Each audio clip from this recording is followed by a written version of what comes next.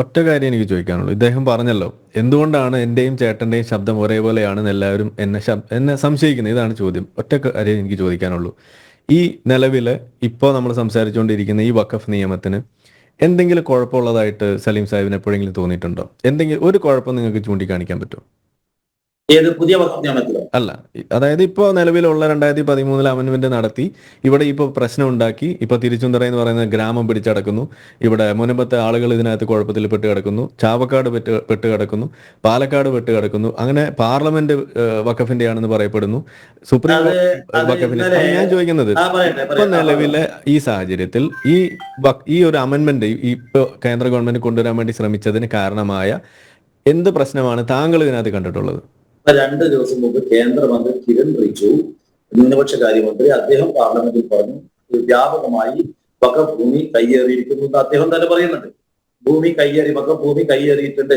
43,000 ശിഷ്ടം ഏക്കർ ഭൂമി കയ്യേറി എന്ന് പറഞ്ഞത് BJPയുടെ നേതാവായ കിരൺ റിജിജു ആണ്. ഇന്ത്യയുടെ പാർലമെന്റിൽ ഇന്നലെയാണോ അദ്ദേഹം പ്രസ്താവിച്ചത് വളരെ വിശദമായിട്ട്. അതിൽ ഭൂരിഭാഗവും കർണാടകയിലെ. അല്ല, പറയട്ടെ, ഇപ്പോഴും നിങ്ങൾ എങ്ങനെ പുതിയ നിയമത്തിലൂടെ പരിഹരിക്കുന്നു പറഞ്ഞിട്ടില്ല. അത് പറഞ്ഞുതരാം, അതിന് വേണ്ടിയിട്ടാണ് ഞാൻ ചോദിച്ചത്. അല്ല, പറയട്ടെ. അപ്പൊ പറഞ്ഞിട്ട് 2, നിങ്ങൾ പറയുന്നത് റൂൾ 40 പ്രകാരം, ഇതിൽ ആർട്ടിക്കിൾ 40 പ്രകാരം ഏകപക്ഷീയമായി വഖഫ് ബോർഡ് ഒരു ഭൂമി അങ്ങ് വഖഫ് ആണെന്ന് പറഞ്ഞു കളയുന്ന പറയുന്നത്. അങ്ങനെ പറയട്ടെ, ഞാൻ തെച്ച് പറയട്ടെ, നിങ്ങൾ ഇതെടുക്ക് ഇതാക്കാതെ. അവിടെ തല തെരഞ്ഞെടുക്കപ്പെട്ട MP-മാരും MLA-മാരും സർക്കാർ ഉദ്യോഗസ്ഥരും എല്ലാവരും അടങ്ങിയ ഒരു ബോഡിയാണ് വഖഫ് ബോർഡ്. അങ്ങനെ ഏകപക്ഷീയമായിട്ട് ഏതെങ്കിലും ഭൂമി വഖഫാണെന്ന് പ്രഖ്യാപിക്കാൻ കഴിയും? വഖഫ് ഭൂമി പറയട്ടെ, വഖഫ് നിരോധിക്കാൻ താങ്കൾക്കൊരു പ്രശ്നമായിട്ട് തോന്നുന്നില്ല. അതുകൊണ്ടാണ് താങ്കളുടെ ചേട്ടന്റെ ശബ്ദം. അതുകൊണ്ട് ഞാനൊരു കാര്യം, എനിക്ക് അതേ മാത്രമേ അറിയേണ്ടതായിരുന്നുള്ളൂ. എന്റെ സമയം ഞാൻ കംപ്ലീറ്റ് ചെയ്യാം. അത് കൊണ്ടുപോയിട്ടുണ്ട്, ആളുകളുടെ കയ്യിൽ അടിച്ചു മാറ്റിയിട്ടുണ്ട്. പിന്നെ കിരൺ റിജിജു പറഞ്ഞതിൽ ശരിയല്ല. എന്റെ ഭൂമി വഖഫ് ബോർഡിന് കൊടുക്കണോ, ചർച്ചിന് കൊടുക്കണോ, ദേവസ്വത്തിന് കൊടുക്കണോ, ക്ഷേത്രത്തിന് കൊടുക്കണോ, ഇത് ഞാൻ തീരുമാനിക്കുന്നത് ആർക്കത് പറയാനേ? അല്ല, അത് തീരുമാനിക്കാം നമ്മൾ. പക്ഷേ ഈ പറഞ്ഞ അതായത് ഒറ്റ ദിവസം കൊണ്ട് ഒരു വ്യക്തിക്ക് വഖഫ് ബോർഡ് നോട്ടീസ് അയക്കുന്നു, അത് അവർക്ക് അവകാശപ്പെട്ടതാണെന്ന്.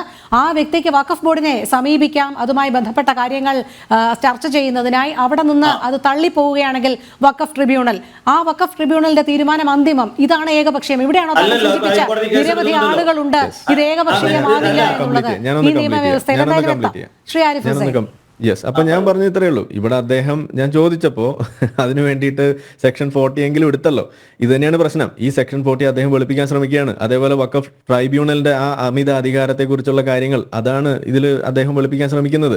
എന്തായാലും അമെൻമെന്റിലൂടെ എങ്ങനെയാണ് ഇത് പരിഹരിക്കാൻ പോകുന്നതെന്ന് ചോദിച്ചു കഴിഞ്ഞാൽ, ഒരു പ്രധാനപ്പെട്ട പരിഹാര മാർഗം ഈ 2 സാധനത്തെയും ഡയല്യൂട്ട് ചെയ്യുന്നു, ഈ 2 സാധനത്തെ അവിടെ എടുത്ത് കളയുന്നു എന്നുള്ളത് തന്നെയാണ് ഇതിന്റെ പരിഹാര മാർഗം. ഇതുകൊണ്ട് ഇത് പരിഹരിക്കപ്പെടും. വലിയ അളവിൽ വലിയ പ്രശ്നങ്ങൾ പരിഹരിക്കാൻ കഴിയും. ഇനിയും ഈ സംശയം ചോദിച്ചിട്ട് ഈ വേദിയിൽ കറങ്ങി നടക്കരുതെന്ന് എനിക്ക് പറയാനുള്ളൂ. അതുകൊണ്ട് ഞാൻ പറയുന്നു, താങ്കൾ ചോദിച്ചതിന് ഉത്തരം ഇതാണ്. എന്തുകൊണ്ട് താങ്കളുടെ ശബ്ദവും ബാക്കിയുള്ള ആളുകളുടെ ശബ്ദവും വർഗീയതവാദികളെ പോലെ ആവുന്നു എന്ന് തോന്നിയാൽ അതിന്റെ കാരണം ഇതുപോലെയുള്ള വളരെ പ്രധാനപ്പെട്ട വിഷയങ്ങളെ പോലും താങ്കൾ അത് ലഘൂകരിക്കാനും അതിനെ സാമാന്യവൽക്കരിക്കാനും അതിൽ പ്രശ്നമില്ലാന്ന് കാണിക്കാനും വേണ്ടിയിട്ട് നടത്തുന്ന ഈ കുൽസിത ശ്രമമാണ് അതിന്റെ കാരണം. ശരി.